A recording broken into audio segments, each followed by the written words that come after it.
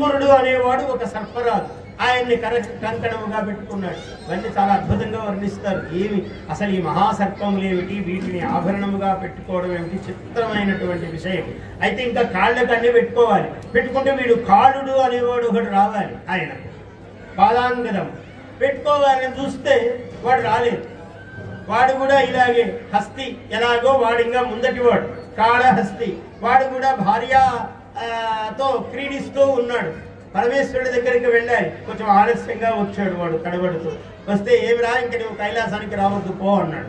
పరమేశ్వర అని వాడు తరంగితుడైపోయాడు, కాళ్ళ మీద పడ్డాడు, అమ్మవారి మీద కాళ్ళ పడ్డాడు. తల్లి, నేను చూడకుండా ఉండలేను, ఇవాళ ఏదో అపరాధం జరిగింది, కానీ నన్ను కటాక్షించు అంటే, లేదరా నీవు ఈ యుగములో నువ్వు కిందికి వెళ్ళిపోవలసినదే, నీవక్కడ మహాకాళముగా ఒక గజారణ్యం ఉన్నది, నువ్వక్కడ ఉండు, అఖండ బిల్వ కారణమది, నీవక్కడ జీవించు, రోజు మహామణులు పాతాళము నుంచి తెచ్చి పరమేశ్వరుడికి అర్చన చేయును.